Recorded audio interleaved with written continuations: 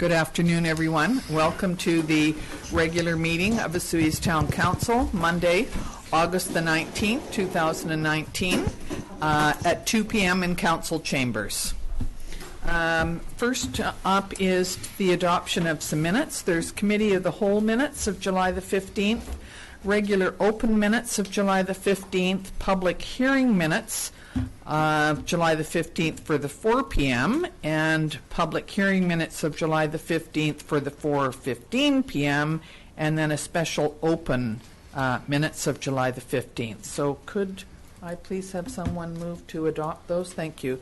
Councillor Rhodes, Councillor King. All in favor? Thank you.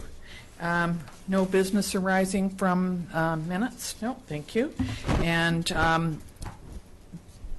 introduction of late items, the only thing that I am going to say there is that under bylaws, we are striking off number 4 because it's already in there, and so the other bylaws 5, 6, and 7 will be now 4, 5, and 6. Okay? So could we please have a motion to adopt the agenda as amended? Councillor Bennett, Councillor Rhodes, all in favor. Thank you. And no delegations, and so first up we have some water matters. And this would be to Water Districts 8 and 9 financial accounts, and to report on expenditures from accounts payable for water councillor and council approval in the amount of $86,523.28. So are you all right with that? I thought you might have clicked in that was quite a large amount. You've checked it, have you? Yeah. Good. I'm not surprised. All right, so that's moved. Councillor Rhodes is seconding that. All in favor of option 1. Thank you very much. And next is the sponsorship letter from, who is it? Yes, Tyler DaCosta. Did you want me to read this, or is there anybody who wanted to? Should I read it? I don't think you need to read it. It's part of the agenda. Okay. But the council wishes to address it. All right. Before I start this, though, I apologize because I was supposed to, at the beginning of this meeting, explain that that our CAO, Alan Chabot, is not able to be with us today. He is up in Revelstoke dealing with selling his house. And this was the day, or this week, that the new people are moving in, so he had to be there. So he sends his apologies that he is not here today. He will be back the middle of the week and will certainly be here at the next meeting. Okay? So the sponsorship letter is asking for some money for a memorial bench. Can I ask a question of Mr. Davis? I just walked on Pioneer Walkway the other day and had a look at the benches, because actually I was looking for a particular one which wasn't there. However, there are several of them that are not labeled or don't have a name on them.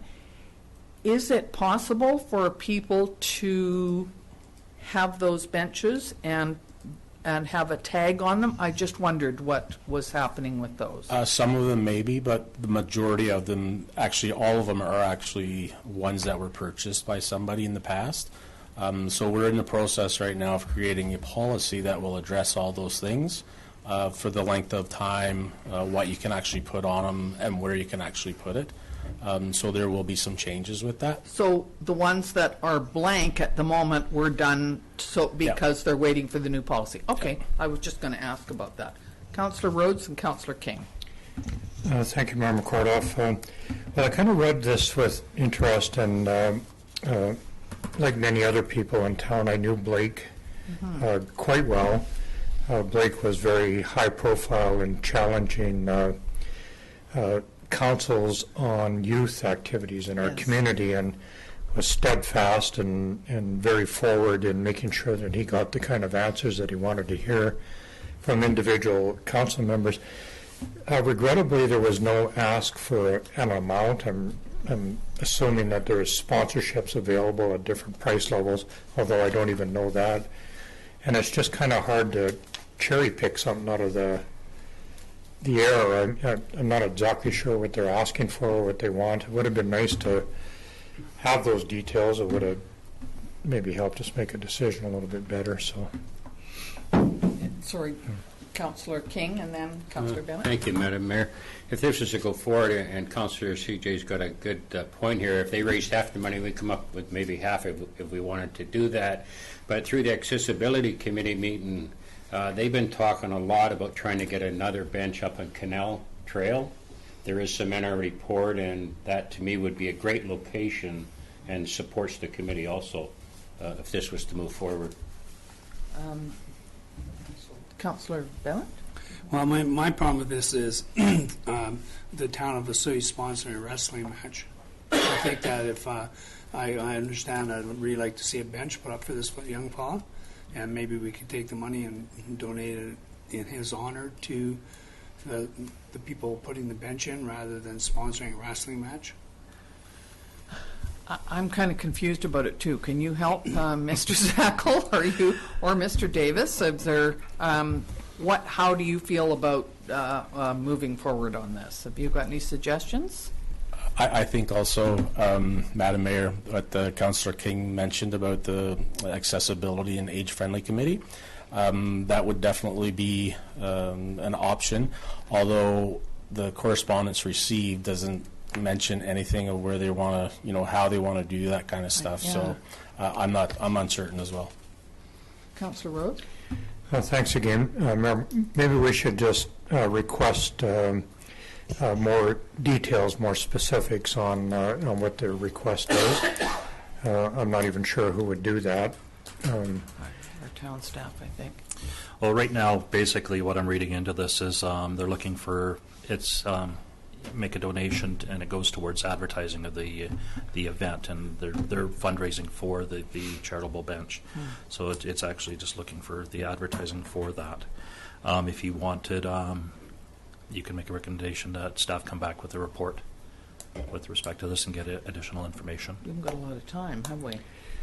Well, I feel like Councillor Bennett, I'm not really all that interested in sponsoring a wrestling event in our community. Although I am very interested in the reason for having it. I know it's kind of hard to draw that line between the two of them, but I would like details on the bench cost and what they're putting into it, and perhaps maybe we could debate an amount after that time. So, could we do that then? Ask for a report to be brought back? Yeah. Thank you. Are you making that motion and seconding it? Thank you. So Councillor Rhodes, Councillor Bennett. All in favor? Thank you. Okay. Next is another request. Request for from the United Way to support Penticton as a dedicated community under federal Reaching Home strategy on homelessness. I'm not sure how any of you feel about this one. I will say that I'm a little bit concerned about supporting Penticton when I do know that we are looking at supporting homes in our OCP. And I'm not quite sure. I found this difficult to understand, why we were being asked to support Penticton's. I don't know. Did anybody else have any concerns on this one? Councillor Rhodes? Thank you, Member Kordoff. Similarly, it confused me. There's a lot of assumptions in this request that we know everything about what's going on with this program. Personally, I don't know anything. This is the first time I ever heard anything about it. And, it's hard to support things when you don't have real details. This request has a lot of statistics and things like that, but I mean, that's what I view them as being nothing but statistics. Yeah. So it's hard to support something that you don't have a little bit more knowledge about. What they were asking was a letter of support. I'm not sure that we even need to reply to this, or can we accept it as correspondence and not? I'm not sure, Mr. Zackel. You can accept it as correspondence, absolutely. Basically, what they're saying in this application is there's 7 cities that were shortlisted for this promotion and project, and so that's where they're just trying to outreach to try Get to some have support. Penticton as the preferred choice. So they're just trying to garner their support for it. Those ones were Abbotsford, Chilliwack, Cowichan Valley, Penticton, Vernon, Comox Valley, and Fort St. John. And apparently there's also 9 cities that were shortlisted in Ontario as well. So they're looking like they're doing the 2 provinces. Okay, thank you. Council, any suggestions on how to deal with this one? Councillor Harvey? Yes, thank you, Mayor McCordoff. I think we should support it. I mean, it's not about, it's about homes for homeless. I mean, we've got a housing issue here for sure, but we don't have really, compared to Penticton, a homeless issue. And if they can get federal funds that we're not competing for, and we're not, then I think we should support it. Okay, so send a letter of support. Is there, how about anybody else? You're obviously making that motion. Is there anybody willing to second it? Councillor Bennett? So anybody need to speak on this then? I will ask the question. All in favor of the motion? Okay, thank you very much. Next is the zoning amendment bylaw, the official community plan amendment. I won't read it. I think I'll let Mr. MacArthur do it. Thank you, Madam Mayor. So the purpose of this report is to request that Council consider official community plan amendment bylaw number 1230.23 2019 and zoning amendment bylaw number 1085.122 2019. The amending bylaws, if adopted, would allow for the creation of 3 new single-family homes. First and second reading of the amending bylaws were granted on June 17th. A public hearing was held on July 15th, Third reading was given at a special open meeting on July 15th, and Ministry of Transportation and Infrastructure approval was granted on July 29th. The property is located southwest of downtown on Nighthawk Drive. It consists of 3 steeply sloped parcels. Although zoned for high density, the topography of the land renders these parcels undevelopable for their current designated use. An easier option for redevelopment of the parcels is to rezone to allow for single-family homes. At the public hearing, the applicant spoke to the efforts to design a multifamily development that would work on the site, but ultimately it was not possible to create a workable solution. The applicant suggested he would be able to build single-family homes on the properties. No members of the public spoke, and no correspondence was received. Policy, bylaws, and regulations. OCP. The current OCP designation on the subject property is high-density residential, as previously mentioned, and as such, an OCP amendment is required. The zoning bylaw, property is currently zoned R7 high-density residential, and the proposed change to R1 single-family residential would enable the construction of 3 new homes, as mentioned. Rationale for recommendation: staff support the amendment to the OCP and further recommend approval of the rezoning, as the proposed development will provide additional housing for residents and infill 3 empty parcels within an existing single-family residential neighborhood. Implications for the community: the proposed rezoning will enable additional housing for the community. Organizational: construction of the single-family homes would require building permits. Budget: there are no costs at this time. Significant dates: none at this time. And sustainability: encouraging infill development is an important part of ensuring our community continues to develop in a sustainable fashion. So for options, we have 1 in 2 parts. A, that Council resolves to adopt official community plan amending bylaw number 1230.23 2019. And B, Council resolves to adopt zoning amendment bylaw number 1085.122 2019. 2, that Council abandons the amending bylaws. And 3, that council recommends any other action deemed appropriate. Staff recommend option 1. Thank you very much. Councillor Harvey? Yes, thank you, Mayor McCordoff. So I'm going to speak against this, or specifically to not adopt it at this point. And my reasoning is that our land use procedures bylaw is very clear that we only give final reading to a zoning bylaw amendment in tandem with the issuance of a development permit for the proposed new land uses. And we don't have a development permit in front of us today. And I think that our land use procedures bylaw should be followed in this instance. Thank you. Thank you. Ms. McKay, could you speak to that, please? Thank you, Councillor Harvey. Appreciate your comments there. No development permit is required for single-family construction. So we need to second the motion. Is that what you're saying? Sorry, was that a motion that you were? No, it was just, yeah. So clarity on that. So, Councillor Rose, did you have? No. Councillor King. I'll make a motion, I'll make a motion on 1A, council resolve to adopt official community plan amendment bylaw 1230.23.219. Thank you very much. Is there somebody seconding that? Councillor Bennett. All in favor? Thank you. Is there anything else that we need? Councillor King? I'll make a motion that 1B, council resolve to adopt zoning amendment bylaw 1085.122.219. Thank you. Is there a seconder? Councillor Rhodes. Any more discussion? All in favor of that? Thank you. So that is done, and we're now on to zoning amendment bylaw 1085.121, 11609 115th Street. Mr. MacArthur. Thank you, Mayor McCordoff.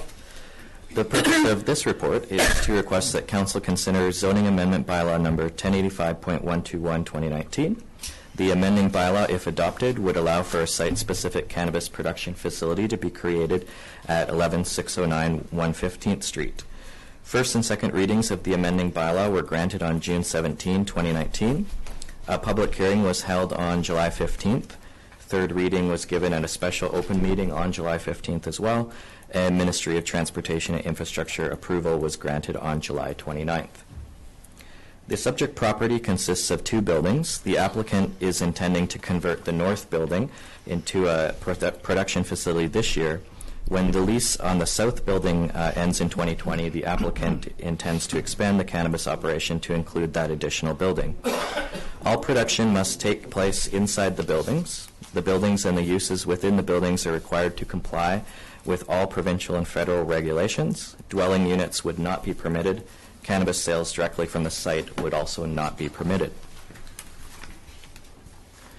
At the public hearing on July 15th, 2 letters were read and 2 additional residents spoke here at the podium. The concerns raised were mainly focused on the possibility of smell emitting from the facility. The applicant spoke to those concerns by explaining the rigorous Health Canada process and describing the ventilation equipment that would be installed. Policy context for the OCP. A diverse economy is a cornerstone of a sustainable, resilient community as identified in the OCP. The development of this property as a cannabis production facility allows for a new business to establish and provides a new employment opportunity in our community. The zoning bylaw, Section 4.8 of the zoning bylaw provides an opportunity for council to consider rezoning applications for the proposed use on a case-by-case basis. And rationale for recommendation, staff recommend the proposed rezoning as it will facilitate the creation of a new business and potential employer within our community. Implications, community. The community had opportunity to comment on cannabis grow operations in 2016 when medical marijuana operations were added as a discretionary use to the zoning bylaw with site-specific rezoning in the M1 zone. Organizational. A building permit may be required following approval of the rezoning depending on proposed changes to the interior of the building. Budget. There are no impacts to the budget associated with this report. Significant dates, none at this time. and sustainability, town policy for an economically sustainable soil use includes encouraging a variety of businesses, including production facilities, to locate within our community. So for options, we have option 1, council resolves to adopt zoning amendment bylaw number 1085.121 2019. 2, council rejects the amending bylaw. And 3, council recommends any other action deemed appropriate, and staff recommend option 1. Thank you. Councillor Rhodes? Thank you, Member Kordoff. I'll move option 1, staff recommended option. Thank you. Is there a seconder for that? Councillor Bennett? Any discussion on this? We have gone through this several times. We've had a public hearing, so we're just, Councillor King. Yeah, thank you, Madam Mayor. Question, Madam McKay. Is there any, if this passes, does he have to move all the vehicles and everything off the property, or are they still allowed to stay? Thank you, Councillor King. I didn't actually know. Could you go back to the aerial photograph, please, Brianne? Mrs. Felsen? Thanks. Oh, there wasn't it. It's up. Go the other way. Yeah. There. So I know there are some vehicles parked at the back, and they're in conjunction with one of the permitted uses on the property, which is RV storage. And so I would like to think that because they're doing a change in use on the property, and change in hands, actually, ownership of the property, that they'd be looking to relocate those uses to another site. But there's nothing to prevent them from using the site for more than one use. Okay, does that answer your I question? guess with kind of, if the focus on cannabis, wouldn't it be better to rewrite the bylaw pertaining to parking vehicles there? That just means more activity going in there from outside people. Just my concern. I'm going to let Mr. MacArthur speak to that, because he's been in contact with the owners more than I have. Go ahead. Yeah, so the applicant has informed me that they intend to remove those vehicles because it's, in their opinion, it's a safety concern for their facility. I understand that, but the law says they could actually leave them there if they chose. Under the zoning bylaws, Ms. McKay. Under our zoning bylaw, but that's not to say that that's permitted under the federal regulations, right? They're much more stringent than we are about access to the site. But I can only deal with what's on the table here, not in the future. That's correct. Just putting it on the table for discussion, whether this bylaw should be tweaked a little bit to not allow vehicles outside of people that work there, or just leave it as it is. I know it creates more work, but it's conversation. Councillor Rhodes, did you want to speak first, or you had your hand up? That's all. Not about that. No. So, Well, what's your what's suggestion, my thought on? Ms. McKay? Thank you, Mayor McCordoff. My thought is that when we do the OC, after we complete the OCP review, we will be looking at the zoning bylaw. So if you wanted to look at something in the zoning bylaw whereby a property that's zoned for cannabis use could not be used for other purposes, you could possibly do that. However, we have limited amounts of industrial land in our community, so I would probably advise against it, because if the cannabis facility were not fruitful and they choose to not continue that operation, then we would have to go back through another zoning process. The other thing we could do as part of the zoning bylaw update is you could say, in cases where that particular operation is taking place, no other operations are permitted. So we can certainly bring forward a variety of. Do you like that option? Yeah, I like that option. Well, I take option 2 then. So certainly we can look at that. So are you suggesting then, Councillor King, that we look at number 3, that we do another action here rather than... Can I, Yeah. sorry, Yep. Mayor McCordoff, Go not ahead. to interrupt you by any means. We just adopted one of these. So you'll recall we just, and they are in the process of looking at their licensing, and I'd preference would be from our a department standpoint that we look at that as something as an update to the bylaw in the future. on the other property as well. That's that correct. Could be, or That's does this correct. mean they're grandfathered if it's the zoning is done now? They would be grandfathered. Yeah. That's what you're concerned Which would about. be two unequal operations. But I leave that to council's discretion. Anybody else want to speak on this issue? I hadn't actually even noticed that all the trucks were there, Councillor King, so it hadn't occurred to me to think about that. Anybody else? Go ahead, Councillor Rhodes. Thank you, Member Cordoff. I'll just take a little bit of a break. Did I pick up that you said there was a change of ownership on that property? I think over time that may happen, yeah. That's the indication we're currently, getting. though. Not currently? Not with the other lease tenant in there right now. Owners right there own the property. The owners the owner and the applicant, they own the property right now, do they? Yeah. You okay with that? Yeah, I guess. If I may, I think Mr. MacArthur made a very good point, that his understanding is from the people that will be operating in the new business, that their intention is to have those vehicles removed as part of the operation. So I would leave that to Mr. MacArthur. But we do recognize there is another business operating in the other building as such. So I think it would be almost impossible at this time to restrict the entrance to only people for the one building, because there's another tenant in the other building. So, and as I understand it, the licensing isn't in place for this operation at this time. Yeah, for sure. Right. Councillor King, what would you like to do here?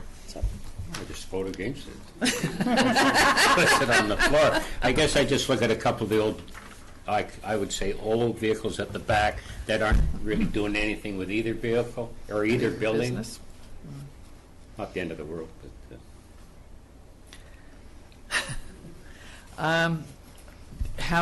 Did we have somebody make a motion? But there is a seconder as well? Okay. Moved and seconded. So are we ready to have the question? All in favor of option 1? Okay. Councillor King. Okay, no, good point, thank I you. live up there. I know you do. You keep an eye on it. No, it's going to be the pot road, the province. Yes, and Mr. MacArthur, perhaps you could express the concerns that we might have with that to the owner. The vehicles. Absolutely, Yeah. Mayor McCordiff. Okay. Thank you. Next is the zoning amendment bylaw. Mr. MacArthur, it's you again, 9111 92nd Avenue. Thank you, Mayor McCordiff. The purpose of this report is to request that Council consider zoning amendment bylaw number 1085.123 2019. The amending bylaw, if adopted, would allow for a strata development consisting of 6 townhomes. The property consists of a 0.38 hectare parcel at the north end of the community on 92nd Avenue. Although currently zoned R1 single-family residential, the official community plan designation for the property is high-density residential. The preliminary site plan is appended as attachment 3. Policy, bylaw, and regulations. Official community plan. Current OCP designation on the subject property is high-density residential, as mentioned. As such, an OCP amendment is not required. The proposed townhome development is considered to be consistent with the OCP. Zoning bylaw. The property is currently zoned R1 single-family residential. The proposed change to R7 high-density residential would enable the construction of 6 townhomes, as mentioned. Land use procedures bylaw. As per the Town of Osoyoos Land Use Procedure Bylaw, rezoning application signage was placed on the subject property, notifying the public of the pending application. Once a public hearing date has been set, the neighboring property owners and tenants will receive notification by mail, and notices will be placed in the local newspaper as required by the Local Government Act. Rationale for recommendation. Staff support the rezoning as the proposed development is aligned with the OCP and will provide additional housing for residents. Implications. For the community, the proposed rezoning will enable additional housing for our community. Organizational. The rezoning process requires a public hearing. A development permit, including a stormwater management plan and on-site servicing plan, may be required as part of the development permit review process. Budget, there are no costs at this time. Significant dates. Should first and second reading be granted, staff are proposing a public hearing date of September 16th at 4 p.m. And sustainability, encouraging multifamily development is an important part of ensuring our community continues to develop in a sustainable fashion. So for options, one in two parts. A, that council grants first and second readings to zoning amendment bylaw number 1085.123 2019, and B, council sets a public hearing date of September 16th, 2019 at 4 p.m. 2, that council rejects zoning amendment bylaw number 1085.123 2019. 3, council requests additional information before proceeding further. And 4, council recommends any other action deemed appropriate, and staff recommend option 1. Thank you. Council, what would somebody like to move? Thank you. Councillor King? Yeah, I'll move 1A. Council grants first and second readings to zoning amendment bylaw 1085.123 219. Thank you. Is there a seconder? Councillor Bennett? Thank you. All in favor? Thank you. We need a motion on number B. Yeah. I'll move staff recommend option 1B. With the public hearing date, September 16th. Good. Is there a seconder for that one? Thank you. Councillor King? All in favor? Thank you. The next item is the zoning bylaw 1085.112 on sawgrass. Oh, it's not. It's Ms. McKay. Thank you, Mayor McCordoff. So the purpose of this report is to provide information to council and, of course, the public in respect of this zoning amendment. And the amending bylaw, if adopted, would allow for the creation of one new single-family lot, and that is an R2 size lot, and a strata development consisting of a maximum of 8 duplex lots. The proposed amending bylaw received first and second reading on June 3rd, and a public hearing was subsequently held on June 17th, and we're, of course, looking for third reading at this time. So the property is located at the top of the Dividend Ridge, and the property consists of a number of remainder parcels, and the remainder parcels are basically the remnants of the Dividend Ridge development. With respect to the OCP currently designates this subject property as low-density residential. An OCP amendment was not proposed, and development is in conformance with the OCP. In accordance with the residential policies of the OCP, we seek to accommodate a range of densities throughout the community. The proposed development of strata duplex lots will create another variety of housing for our community. The property is currently zoned R1 single-family residential, which would allow for subdivision into single-family residential lots. As noted in the table, there will be a total of 4. Oh, I'm sorry, I didn't include that table. That was that confusing table in the report at the public hearing where nobody could understand, and I had to explain it. And I'm not sure we still got it, but so should the rezoning proposal be successful, the applicant will be required to apply for a development permit for form and character for the strata development, and I'll speak to that a little bit later. As per the town of City's land use procedures bylaw, the rezoning application signage was placed on the subject property, and we notified the neighboring property owners. A public hearing was held on June 17th, at which time 4 members of the public spoke. Concerns raised by the public related to the nature of the proposal being duplex homes versus single-family homes, the increase in traffic in the area, and the proposed look of the homes to be built, and the suitability of the site to accommodate the proposed use.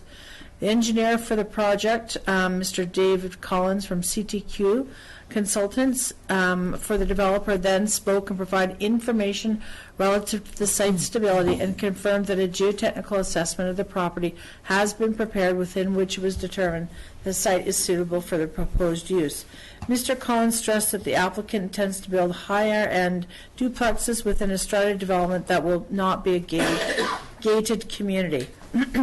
Following the public hearing, the Director of Development Services received correspondence from the neighborhood.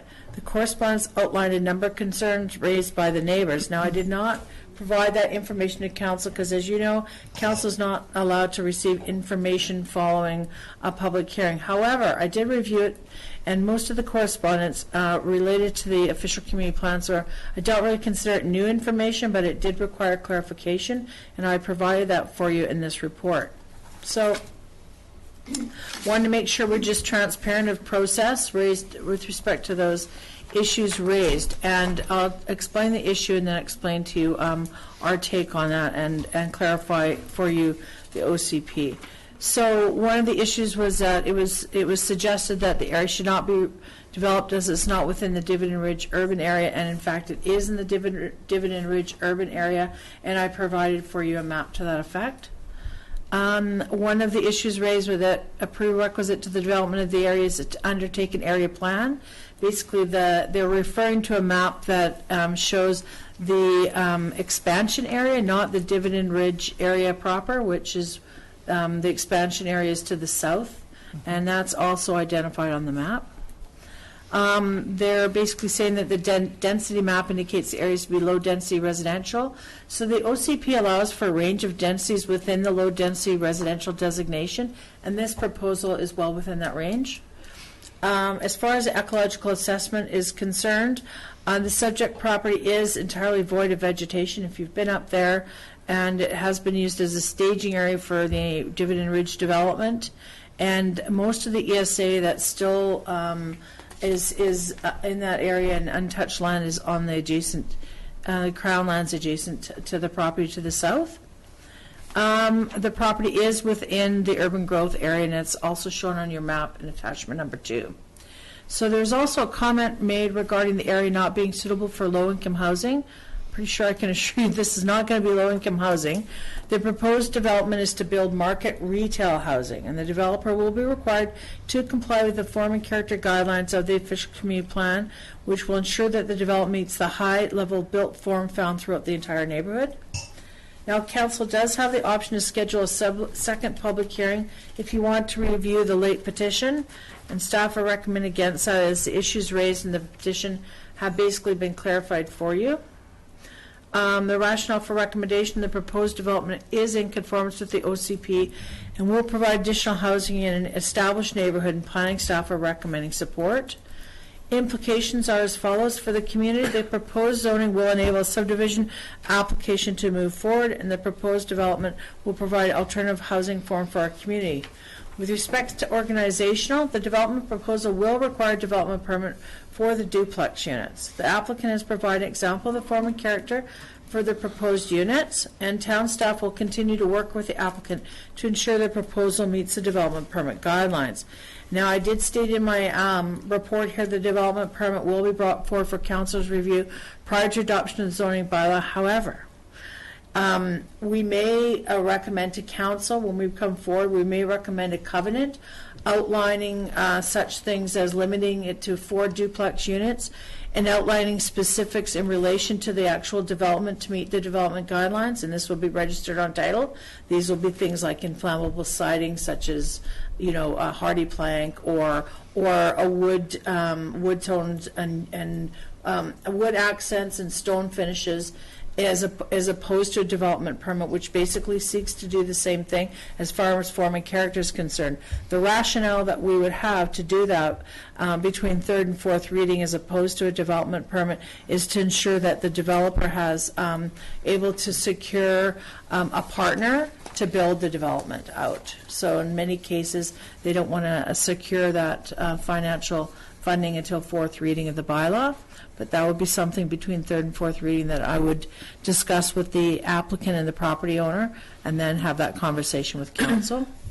As far as the budgets, there's no costs associated with this report. Any additional fees collected as part of the development permit process. The item will be placed on a future council agenda.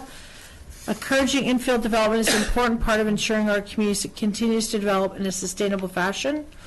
Options before council today are: 1, council gives third reading to zoning amendment bylaw number 1085.112. Option 2, council defers third reading, or option 3, council requests further revisions. And of course, staff at this time are recommending option number 1, The proposed development will provide additional housing options for residents and infill an empty parcel within an established neighborhood development. Thank you very much, and thank you for the table that you've provided about the issues that were raised that we didn't know about, of course, because we can't, and your planning comments, so I think that's very helpful. Thank you. Councillor King. Thank you, Madam Mayor. Can I just get some clarity on the second map in the gold there? That LR, I see the star of this property is inside the blue square, but is the LR, all that gold is for future development? Yeah, may I, Mayor? Yes, McCarthy? go ahead. Thank you, Councillor King. The pink area is the expansion area. I'm talking the gold there, The second one. the different. Oh, the gold map. Ah. Yes, so again, the LR is the same designation as the rest of Dividend Ridge, but that's outside of our urban growth boundary, and that is south of the subject property. Further up the hill. Yeah. So if somebody wanted to, in future, build on the LR, that area outside, would have to come back and talk with you, and is that allowable? Because it says it's a future growth area. It says it's a future growth area. Thank you, Mayor McCordoff. You'll notice that there's a blue line that goes around. Yes. And the subject property is not within the blue line. Right. That blue line is something we'll be discussing as part of the OCP review, and where that blue line should be.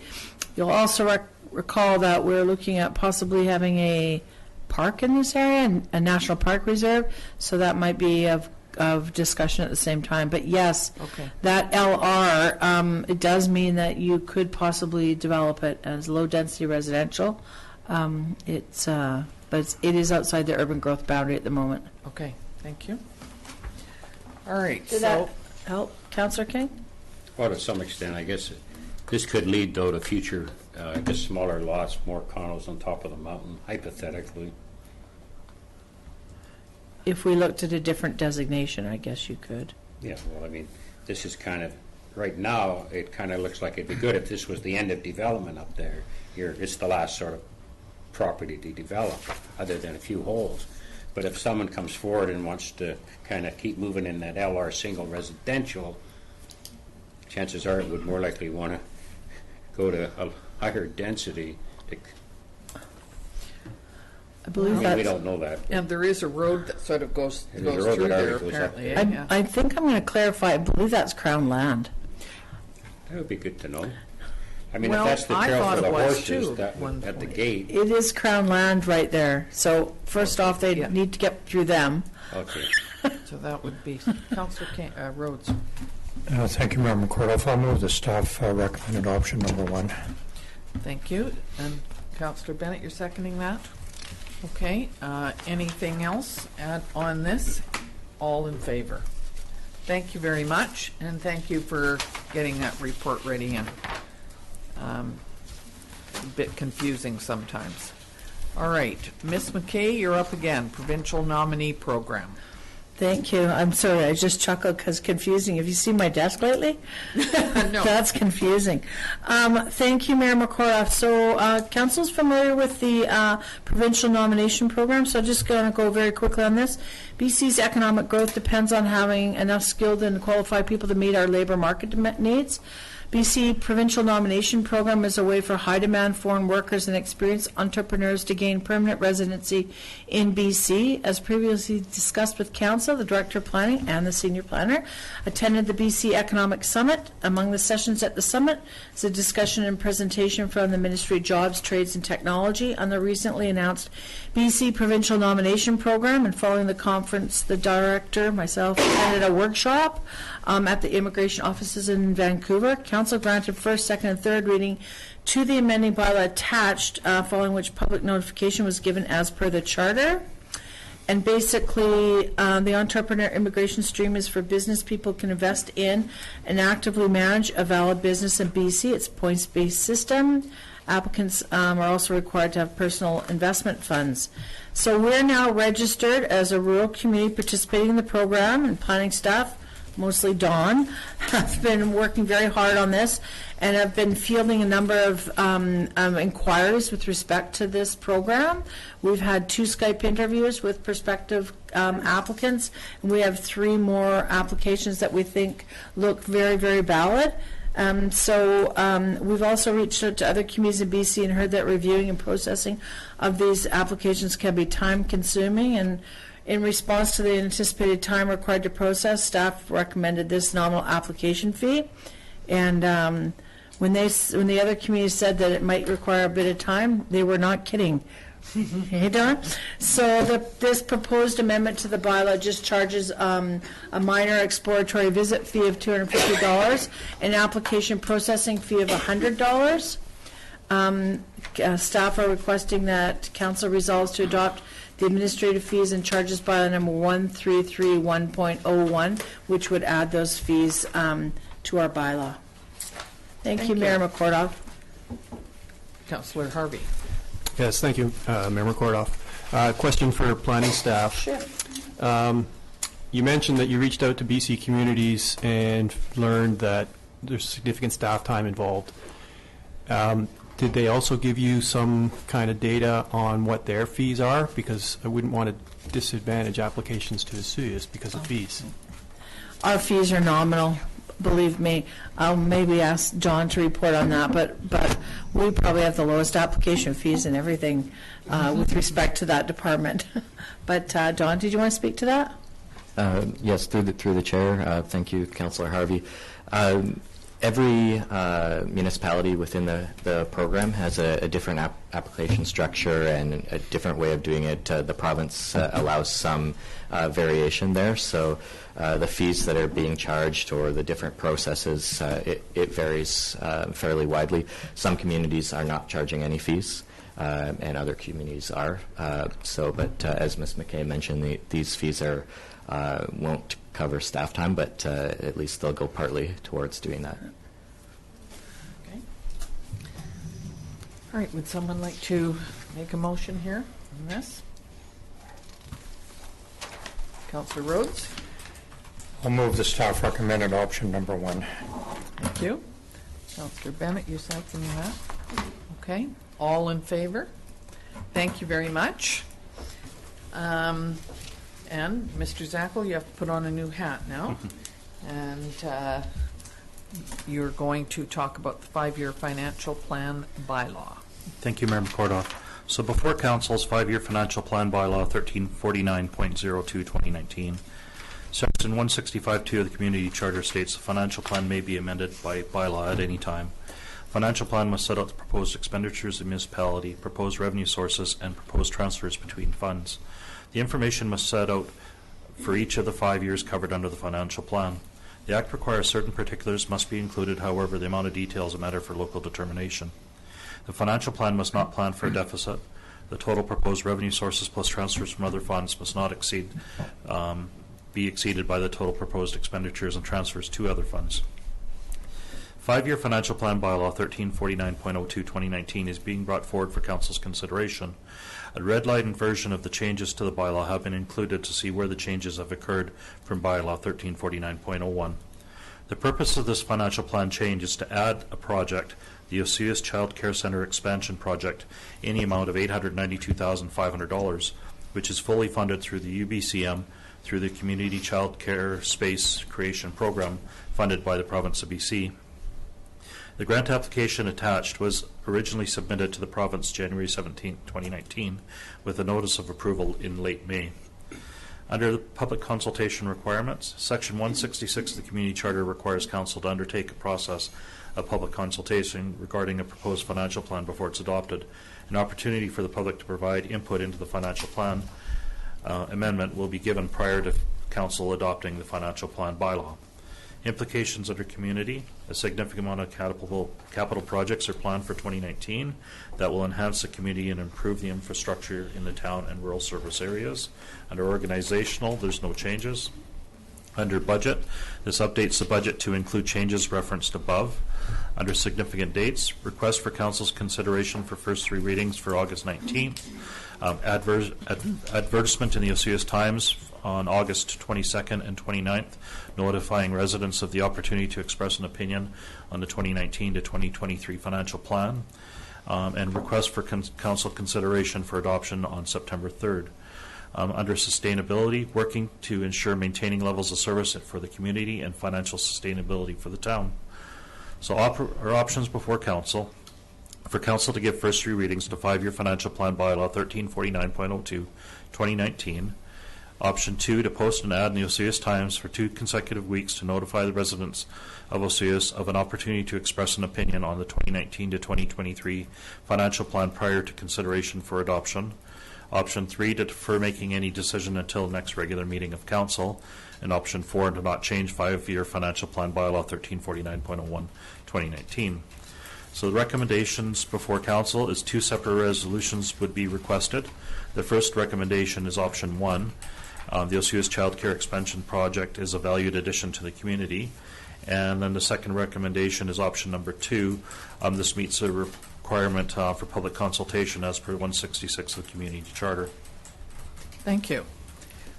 So included in option 1 to the 5-year financial plan, the first 3 readings, is the Child Care Center Expansion Project. That's included. That's correct, Okay. yes. Council, anybody like to make a motion on this? Councillor Rhodes? Thank you, Member Kordoff. I'll make an option 1, the staff recommended option number 1. Thank you. Is there a seconder for that? Thank you. Councillor King? All in favor?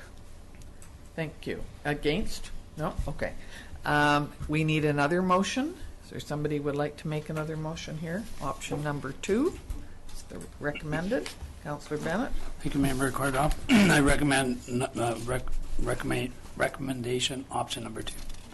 Okay. Thank you that we put an ad in and give people an opportunity. Is there a seconder for that? Thank you. Councillor Rhodes. Any concerns? All in favor? Thank you. Okay. Next is the development variance permit, 19-03-3219 Jasmine Drive. Mr. MacArthur. Thank you, Mayor McCorduff. The purpose of this report is to request that Council approve the requested variance and issuance of development variance permit number 19-03. The applicant has submitted a development variance permit application to vary the town zoning bylaw number 1085/1998 in order to allow for the construction of an attached garage with a reduced front yard setback. The property owner is requesting a reduction in the front setback from the required 6 meters to 4 meters. The proposed site plan is shown on Schedule B of the attached permit. The home's design and slope of the property resulted in vehicular access from the side lot via an unbuilt road allowance. The addition of a garage to the front of the home will enable vehicular access to Jasmine Drive. Policy, bylaw, and regulation. In accordance with the town's policy on considering development variance permits, PLA-005 attached, hardship impacts and the viewpoints of neighbors are all matters of consideration in evaluating variance requests. Viewpoints of neighbors, as per the requirements of the Town of Osceola's Land Use Procedure Bylaw number 1235/2007 and the Local Government Act, individual notices were mailed to owners and tenants within 60 meters of the subject property. Any submission received by August 16th deadline was presented at this meeting here, and all interested persons will be given an opportunity to be heard on this matter at this council meeting. Rationale for recommendation: subject to input from neighbors, staff have no objections to the proposed variance. Implications: community. In accordance with the council policy on considering development variance permits, council shall provide an opportunity for members of the public to be heard and to present any written responses with respect to this variance proposal. And you'll notice in your package that we did get a letter. Organizational. Staff would process a building permit following the development variance permit approval. Budget. No budgetary impacts at this time. Significant dates. If the variance is approved by council, the permit would be issued at a later date. Sustainability, issuance of the permit should not result in any adverse impacts to the natural environment or community. And for options, 1, that council approves the variance and issuance of development variance permit number 19-03. 2, that council denies the variance and issuance of development variance permit 19-03. And number 3, that council authorizes the issuance and development variance permit with amendments. Recommendation of staff is option 1. Thank you.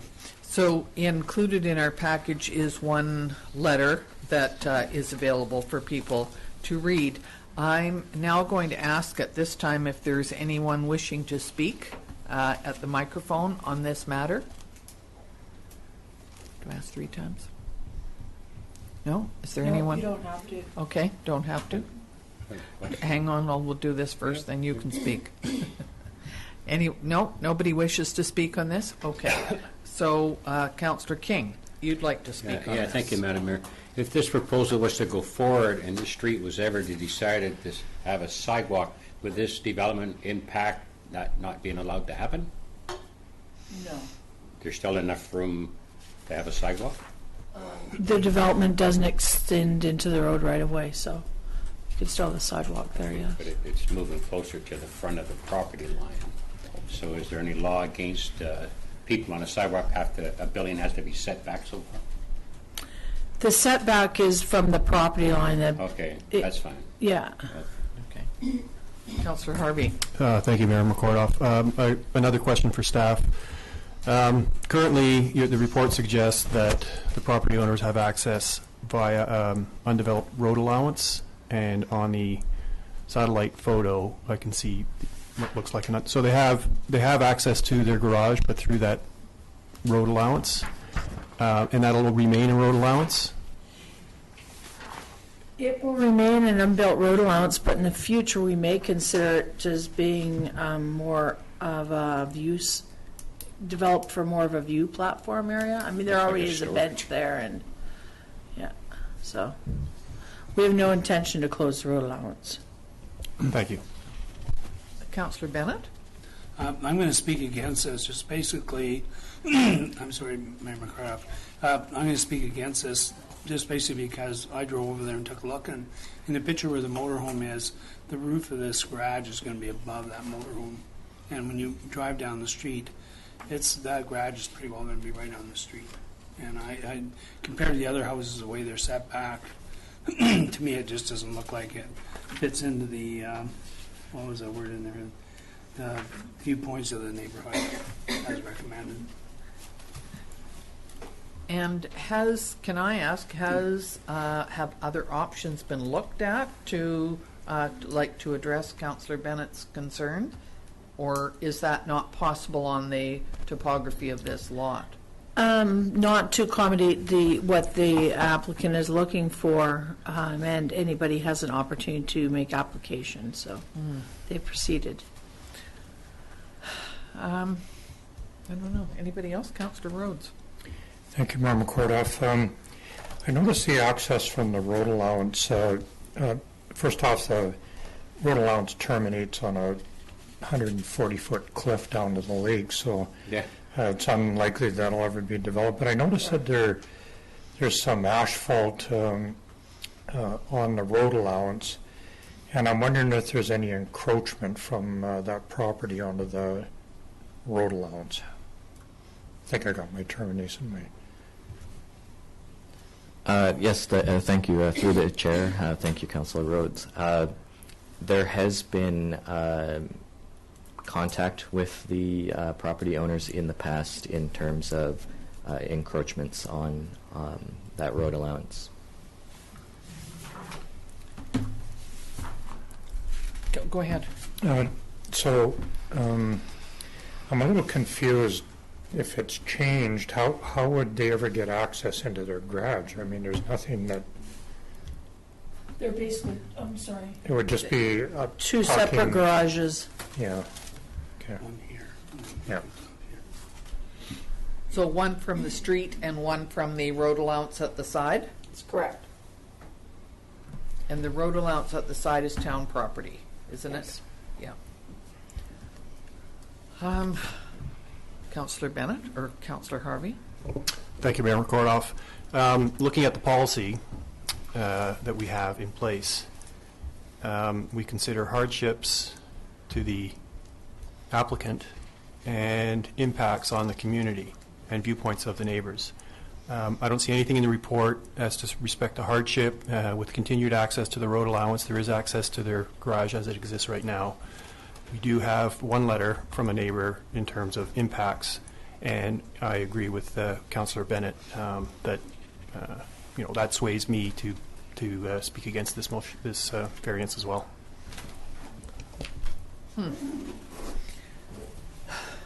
I don't know. So do we have we had a motion? No, we haven't.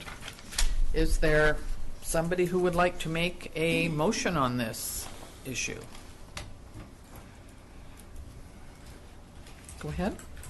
Yeah, I would move option 2, the council denies the variance and the issuance of the development variance permit 19-03. Oops, microphone. I would move that option 2, that council denies the variance and the issuance of the development variance permit 19-03. Is there a seconder for that? Councillor Bennett? Is there anyone else who would like to? Councillor Rhodes?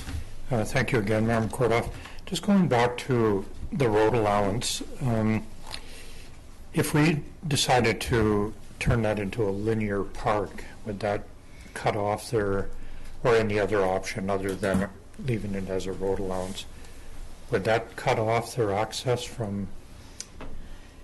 Do you want me to speak to that? Thank you. As you mentioned. Thank you, Councillor Rhodes. If we were going to look at it as a linear park, we would look at it from the driveway and then east towards the lake. We wouldn't be looking at it from road right-of-way all the way for the full extent of it. So we would not cut off their access to the driveway. It would be basically from the driveway east, so that they would still be able to access their driveway that is on the unbuilt road allowance. What we'd be looking for is possibly a couple of parking spaces north of their driveway for temporary parking for people wishing to, come to that site to view the lake, or people wanting to walk down there. We never know. We're going to have Acacia Trail below there built in the future. It might be an opportunity to access the trail from up at that viewpoint. We're not sure as we look at developing that. Thank you. Go ahead. Just to simplify my question, there would be nothing that we would be empowered to do to block access that they're currently enjoying onto their property. That's correct. Yeah. Well, this is a confusing one. Councillor King? I might not be understanding this right. If this new building was to pass and it's going out closer to the road, where does he park that big motorhome? I guess it's not our problem. That's correct. Because, it wouldn't have no room whatsoever. My assumption is if the garage was built, that the motorhome would not be able to be accommodated on that property. That is also correct. Okay. They park on the road where the other cars are. That is incorrect. Yeah, you cannot park. But I do appreciate that you brought up the issue of possible sidewalk along there. I know when we did the corner, there isn't a sidewalk up from the corner, is there? The new corner, 32nd and Jasmine? No. But it certainly has been mentioned many times for the people that live there. Many times, yes. We've had them come to council many times about this issue. Yeah. Okay. This might be a tricky one. So it has been moved and seconded that we not allow this variance. All in favor of that? Against? So the variance is allowed. No. The motion, So you- sorry, the motion. That motion's defeated. We've got to make a new motion. Sorry. You have to make a new motion. I'm confusing, I'm thinking ahead of myself. So, that motion was defeated. Is there someone who would like to make a new motion?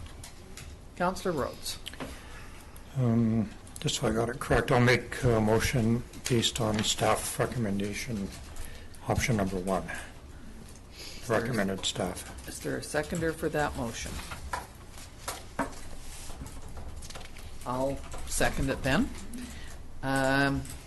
Is there any more discussion, or are we going to? Yeah. Go ahead, Councillor King. Before we get into passing this one way or the other, when you mentioned number 3, development variance permit with amendments, I presume you didn't really see any need to relook at this again? If I may, Councillor King, through the chair, we always provide council an opportunity because you may have come up with something or seen something that we didn't see nor the applicant did, or may have a suggestion that you want us to go back and visit. In this particular case, you know, I think you raised compelling arguments both for and against the issuance of the permit, so I leave it to the wise council members to determine the outcome at this point. So we ready for this? So the motion is, Mrs. Hilson? That council approves the variance condition with the variance permit number 19. So that's what we're going to vote on now. All in favor of the motion? Against? So that passed. So the variance would be allowed? Correct. Thank you. It certainly is a tricky one, which is why we need to have discussion on it, correct? Yeah, thank you, Mayor McCordoff. The variances are never an easy No, they're not. discussion, for sure. So the next one is Miss McKay. That would be you, and it's JoJo's Cafe, change to the liquor license. Thank you very much, Mayor McCordoff. So Joanne Muirhead contacted myself in the planning department after receiving notice from the liquor inspector that a change to licensing was required in order to hold open mic nights. And so council is just aware of this. There's a new liquor control officer in our community, and we have seen a lot of questions come forward as they I don't want to say flex their muscle, but look at and introducing themselves to our community. And so it's not looking for a change in licensing from food primary. I'll discuss that in a minute. So JoJo's Cafe has been instrumental in bringing live music to Osoyoos. Not my pun. They would like to continue encouraging and supporting local musicians by providing free open mic nights throughout the year. In fact, their team of volunteers have decided to focus mainly on open mic nights in the future rather than hosting regular concerts. Obtaining permission from the town of Osoyoos is crucial for them to be able to follow through with their plans to continue to enrich the music scene in our community. Staff support the modest change in the existing license and recognize that liquor establishments are permitted within the C1 zone, the shopping center zone, and the highway commercial zone, and no distinction is made in the zoning bylaw with respect to the restriction of audience participation. So open mic nights help in creating a vibrant downtown, which is key theme in the town's recently completed town center renewal plan and is outlined in the town's resort development strategy. With respect to implications, the community input on where licensed establishments may be located is sought during the development of zoning bylaw. No effect organizationally or budget-wise at this time. And no significant dates. Providing a variety of entertainment opportunities in our community helps contribute to a sustainable economy. Now, options before council are option 1, council resolved to support the request from Joanne Muirhead for a change in liquor licensing to allow for audience participation as required by the Liquor Control and Licensing Branch, or option 2, council provide any other comments as deemed appropriate. And just to clarify what this means as far as our application is concerned. So this is your food primary application, and on page 2 there's a box that you can tick or not tick. That is all the change is there was no tick in the box made by Joanne at our previous for her previous application, so Joanne's looking for support to tick the box, basically. And, you know, I think as a resort municipality, we recognize that entertainment in our community is a good thing, so I'm recommending that we allow Joanne to tick the box. Thank you. Thank you. Councillor King? Just a question to staff. Audience participation, does that actually give you the flexibility you could have a dance if you chose to? I guess you could have a dance, albeit it would be a small floor. No, I respect that, and they have a liquor license Yeah, already, so I mean, that's it's- correct. It's kind That's of a simple correct. thing that just Yeah. kind of So be it's compliant. interesting that audience participation means open mic night, but you can have people come in and play. So I guess you could have open mic night where everyone that wants to participate goes outside and then walks in with their guitar. I guess that would probably work. But anyway, I found it very interesting, especially Funny recall. given the changes with the cannabis and that you can't walk up the stage but from the audience. So, Councillor Rhodes? Thank you, Mayor McCardoff. Well, this is an easy one. I'll move option number 1. Yeah, second. Yeah, you're seconding that. All in favor?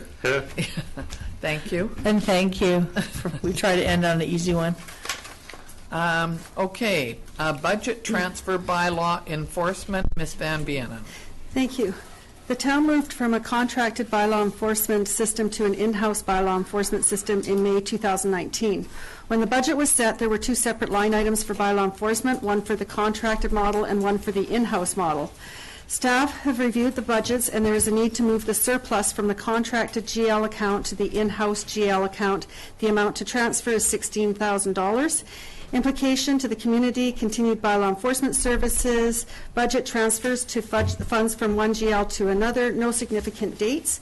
And the options being provided are 1, that council authorize the budget transfer of $16,000 from GL 12234-600 bylaw enforcement costs to GL 12234-200 bylaw enforcement materials, or 2, that council not authorize the transfer of funds. Staff recommend option 1 in order to provide additional funds for materials required for the current bylaw enforcement model and to provide for accurate accounting of the bylaw enforcement services. Thank you. Anybody like to make a motion on this? I'll move option 1. Thank you. Is there a seconder? Thank you. All in favor? Thank you. Okay. Ms. Van Vienen, is this you too? By-election for water councillor. Yes, thank you. Section 58 of the Local Government Act requires that council appoint a chief election officer and deputy chief election officer for the purposes of conducting an election. With a vacancy of a water councillor position due to the disqualification of Caldy Dollywall on June 17, 2019, a by-election must be held. In the past, the general local elections have been conducted by the Director of Corporate Services with the Deputy Corporate Officer as the deputy.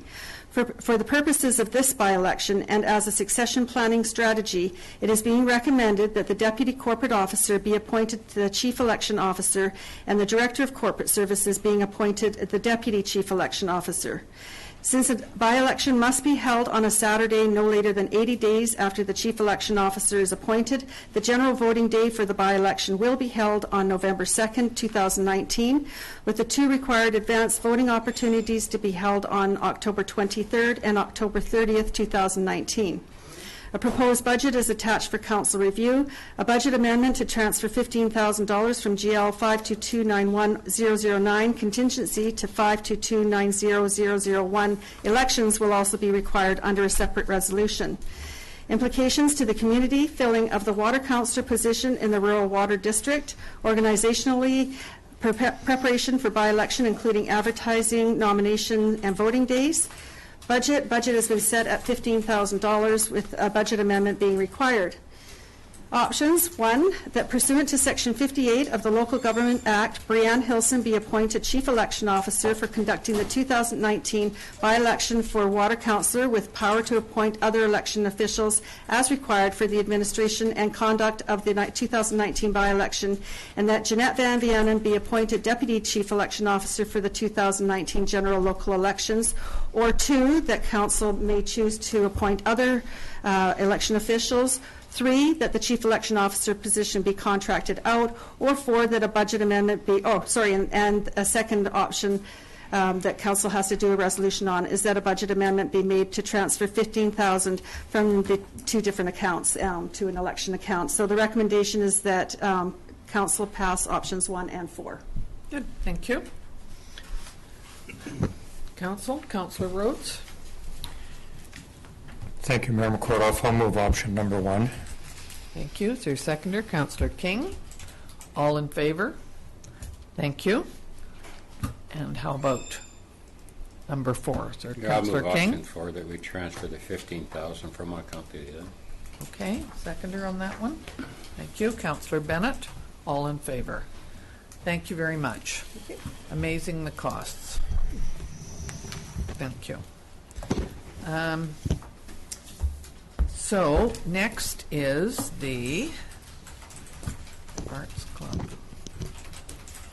Whose is this one?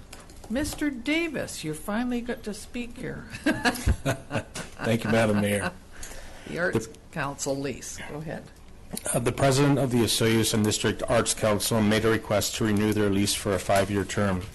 The Arts Council has been in the same building for a number of years and would like to continue to utilize the space.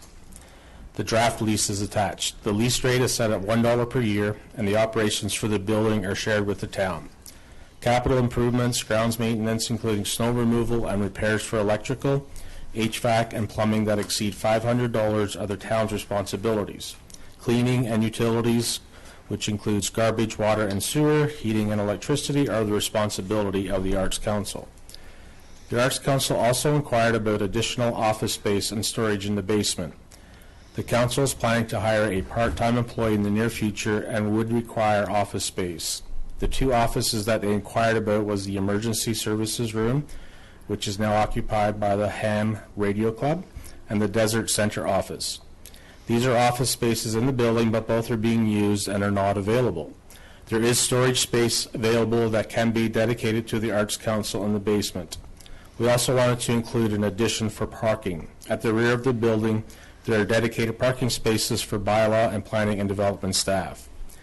In order to move forward, council will have to authorize notice of intention to lease this property under section 26(3) of the community charter. Once the notice has been advertised for 2 consecutive weeks, staff will bring back the lease for council approval. The Arts Council offers many programs that are very involved in the community. They utilize the space for potters, painters, wood carvers, the art gallery, painting classes, and board meetings. We are fortunate to have these dedicated artists who have a variety of backgrounds and interests. In terms of implications for the community, having a vibrant and active arts community is a wonderful asset. Organization, staff preparing the ad for a notice of intention to lease. The budget, as part of the agreement, we have approximately $2,000 dedicated for emergencies, operations, and maintenance. The Arts Council is responsible for the remainder of the operations. And sustainability, supporting the Arts Council assists with the continuation and sustainability of programs in our community. In terms of options, option 1 for council to authorize the notice of intention to lease the property legally described as Lot 1A, District 2450S, Silkameen Division, Yale District, Plan 5120, under Section 26(3) of the Community Charter. Option 2 for council not to move forward with the intention to lease this property. And option 3 for council to remain status quo. And staff is recommending option number 1. The Arts Council has a positive working relationship with the town, and that diverse background and variety of programs they offer is a value aspect to the community. If council approves the intention to lease this property, another report will be placed on a future agenda to approve the draft lease. Thank you very much. Councillor Bennett? Thank you, Mayor Hardop. I'll move option 1. Thank you. Is there a seconder for that? Councillor Rhodes? Any concerns? Yeah, go ahead. Just a question regarding the shared costs in the building. Is that changing from the previous lease? No, it's the Same same. formula, amounts and everything? That or- is correct, yes. Okay. Is there any pending extraordinary expenses on that building? The Arts Council, through the Pottery Club, made a request to fix the overhead doors that are in as part of the Pottery Club, and that will be brought forward to our capital planning discussions. Okay, and we're confident the building's structurally fairly sound and it's not going to fall down on us, and In the next 5 years, it should be good. okay, thank you. Did you have a question? Yeah, go ahead. Your report talks about, other wants, office, storage, parking, things like that. But this, approving this doesn't address those in any manner. Am I correct? That would be part of the new lease, yes, because the lease that is attached as a draft, those are included. The additional parking is at the very end. Oh, okay, I was just scrolling through it and I didn't see those, thank you. Page 138. Yeah. Right. Okay, so that will come back to us again, that part. Okay. 3 dedicated parking spaces for the town. Okay. All right. So could we vote on this, please? It's it was option 1 that was moved and seconded. All in favor? Okay. Thank you very much. Okay. June income statements, Mr. Zackel. Yes, thank you, Mayor McCordoff. So this report was brought forward to the council's strategic planning session and has been forwarded to council at this open meeting for council to receive the June income statements for the town of Vesuvius and Sun Bowl Arena. In our general fund, I'm projecting, as of June, a surplus of $194,400 in our general operating fund. Most of that, and we'll quickly touch base on that, is coming from returns on investments. We've got a projected surplus of about $100,000, so we're doing very, very well in that respect. And most all expenditures are all within budget parameters. Likewise, with the sewer fund, I'm projecting a surplus right now of $32,000, and this is coming from sewer capital charges that we've recovered from the Spirit Ridge development, Phase 3. They're slowly completing that development up there, and we've got probably another $32,000 probably to recover in the next year, I believe. Under our water fund, we don't have any surplus projected at this time. So the options for council, or council's recommendations for council to receive the June 30th, 2019 income statements for town of Vesuvius and Sun Bowl Arena. Thank you. Does anyone like to make a motion, please? Do we need to make a motion to receive To them receive, only? yeah. Okay. Yeah. I'll make that Councillor. motion to receive. Thank you. Councillor Rhodes seconding that. All in favor? Thank you, Mr. Zackel. Thank you. And next we have the general net payroll and Sun Bowl Arena financial accounts. And that would be to report on expenditures of accounts payable up to August the 19th. So one is general cash requirements of $4,010,438.85, and that's quite a large amount. Mr. Zackel, is that because we collect it and then we send it to other agencies? That's correct. This Yeah. is the time of year where our statutory requirement is to have our remittances to the other taxing jurisdictions by August 1st. So this includes a large portion of that. Okay, good. And Sun Bowl cash requirements of $31,494.82, and both of those will be approved as, and it's different on here now, as, how do we deal with that, Miss? We just Two separate ones?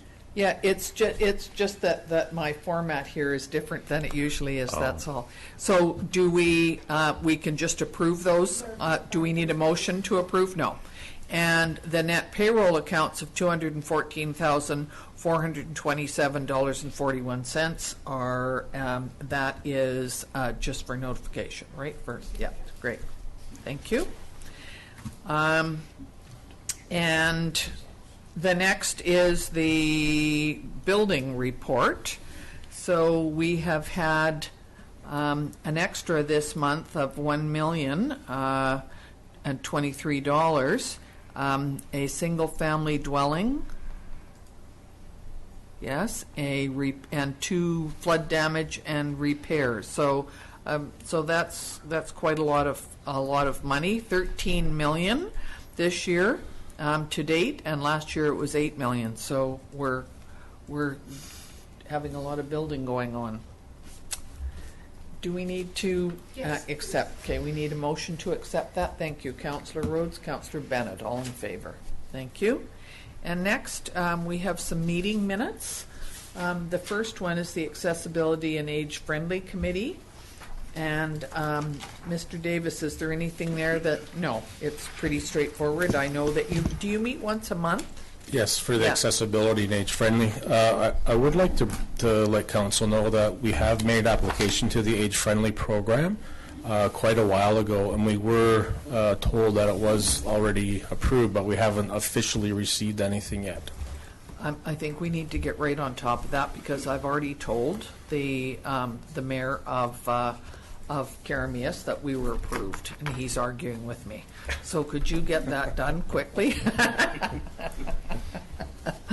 I know that we heard from them that they were going to approve it. They just haven't sent us the official letter. Is that correct? Yes, that is correct. The person I was dealing with actually retired, so. That's why. Okay. Interesting that there are several people at some health meetings that I was at when I told them that we did have this. Were you there at the same time, Myers? That we had this accessibility and age-friendly committee. They were quite interested in knowing that this was a very positive move in terms of health of our area. So thank you. Did you want to speak? Yeah, go ahead. You know, last night on the news, I don't know if you noticed, but they had a floaty made for handicapped people. Yes. People in the wheelchair, and they put them up in this special floaty. The people could sit down. It was all set up for handicapped people. Cool. And I Yeah. had no way to take a picture of it or show it to you. I thought I'll mention it to you when I see it. Excellent. I saw that too. That would be certainly a good thing to it's pretty consider.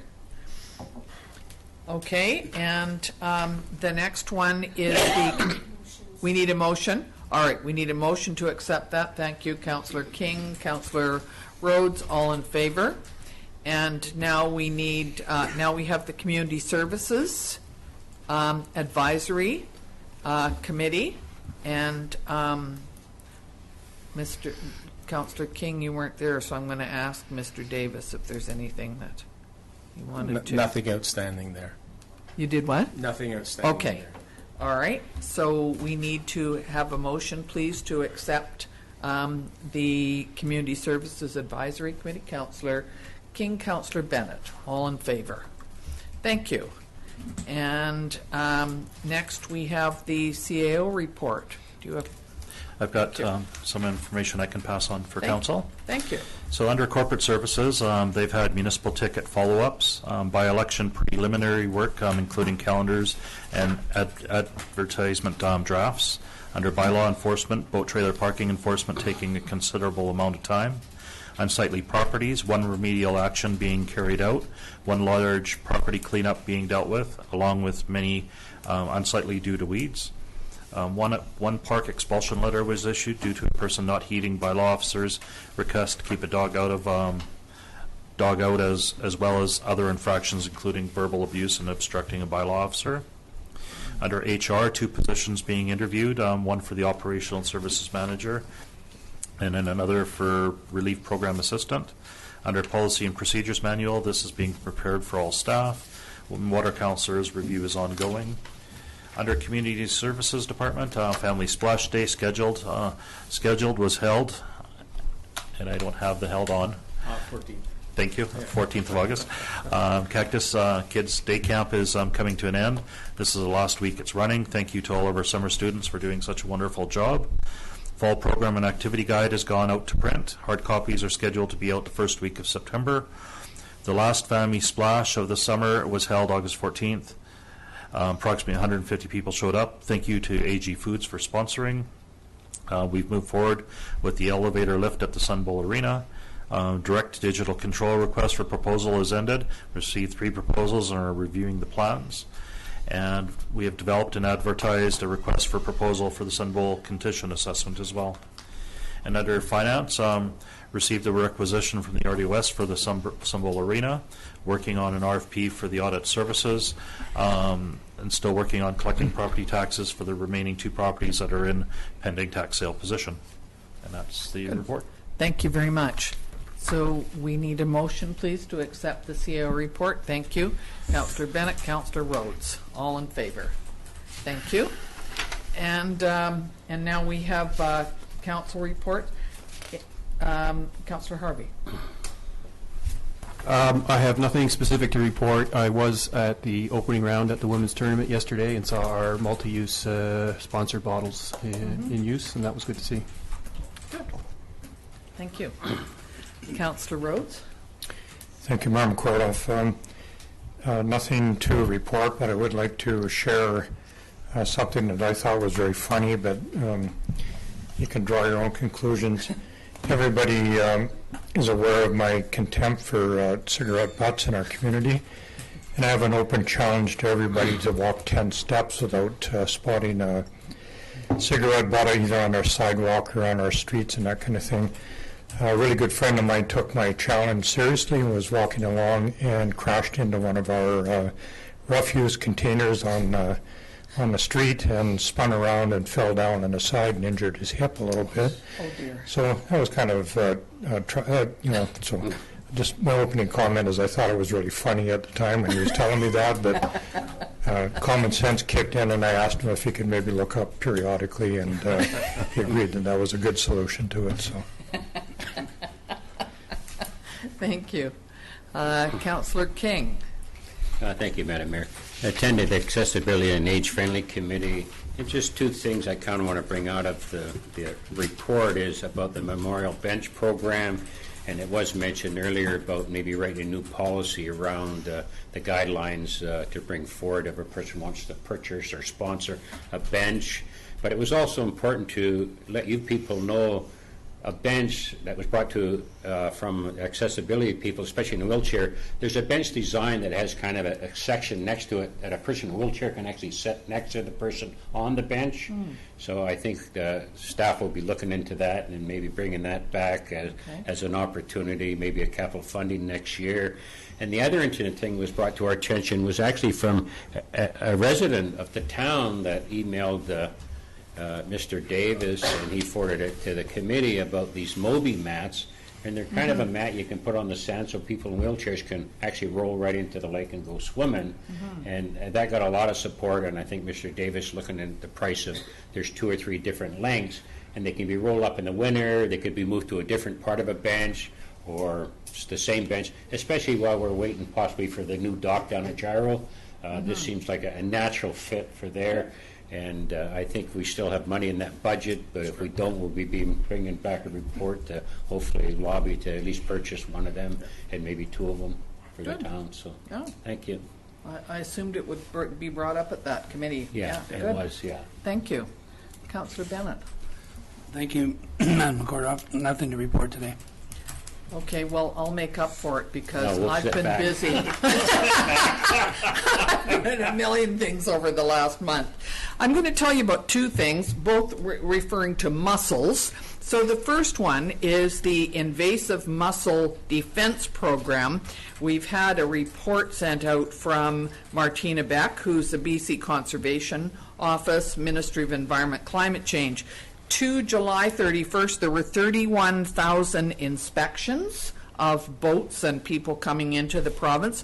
810 were high risk, 52 decontamination orders, and 14 confirmed to have adult invasive mussels on their, and it's not just boats, it could be kayaks, could be canoes, anything that is a watercraft. So the Clean Drain Dry, which is put out by OBWB, Okanagan Basin Water Board, is really sort of a good thing, and a lot of people will remember that. And Don't Move a Mussel is the other one. And so, of course, now we have 2 dogs in place, the sniffing, their cousins or something like that. 63 violation tickets and 55 warnings for failing to stop at inspection stations. So interesting, isn't it?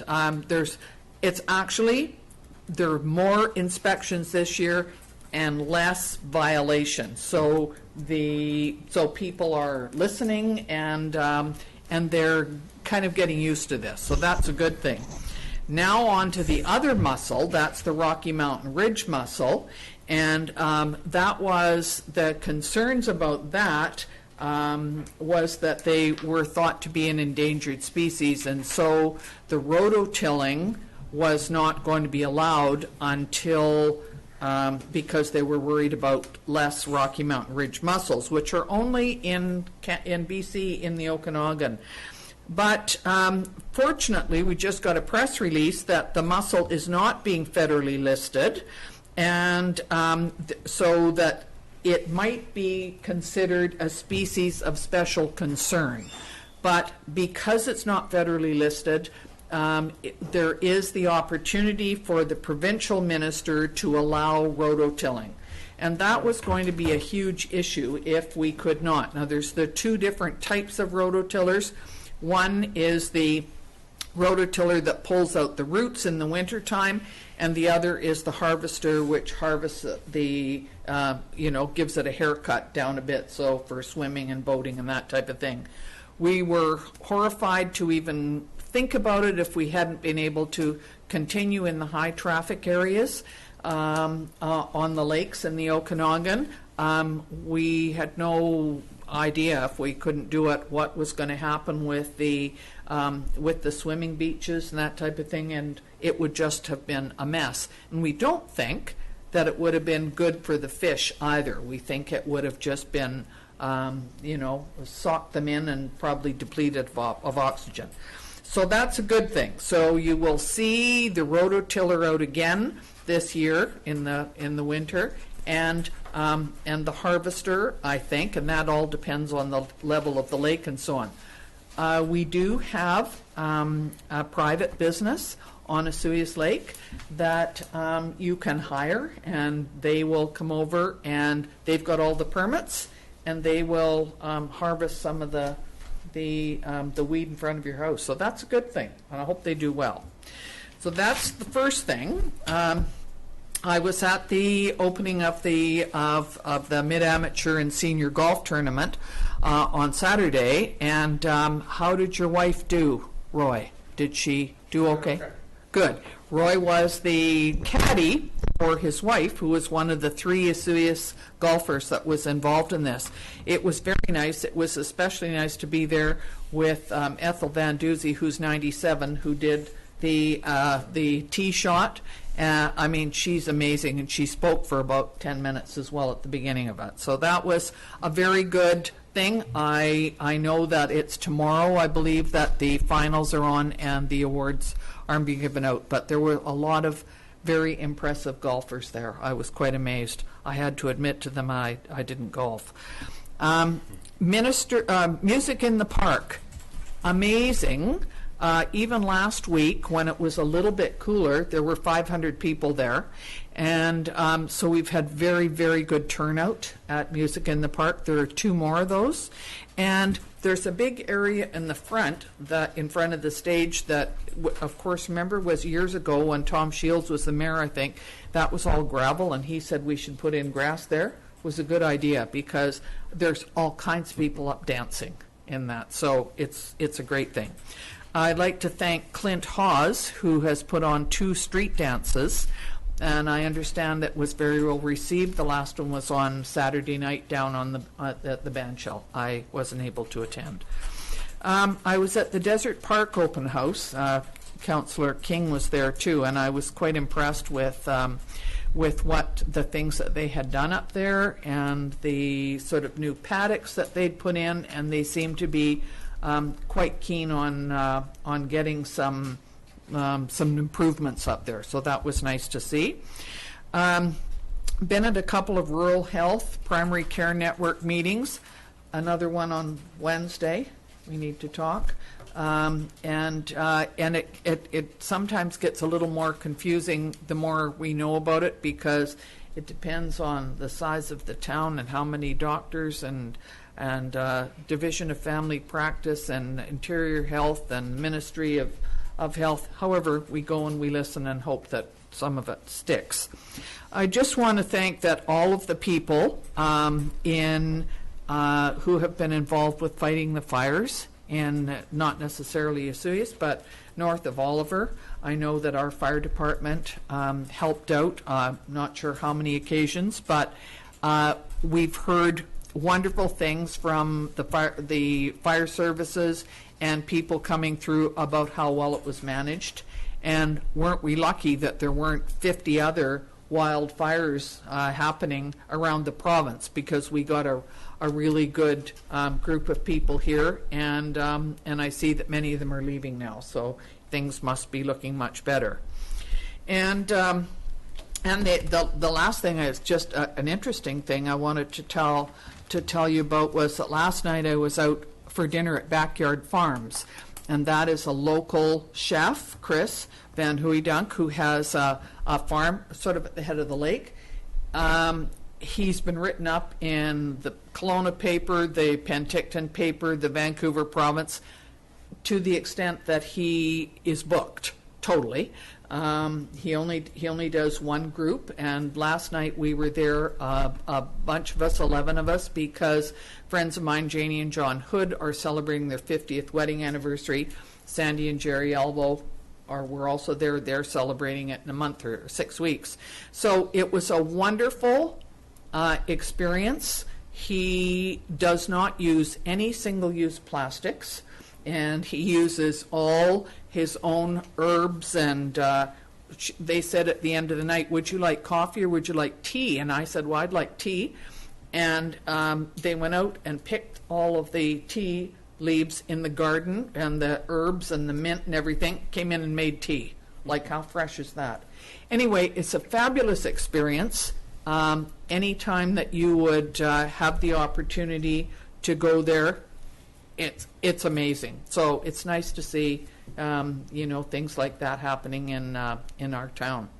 So tomorrow I'm off to Castlegar because I have a Highway 3 coalition meeting at 10 o'clock. So I guess I may have to leave about 6:45. Anyway, that's my report for today. And could we please have a motion to adjourn the meeting? Thank you. I'm looking at Councillor Bennett, Councillor King, all in favor. Thank you very much.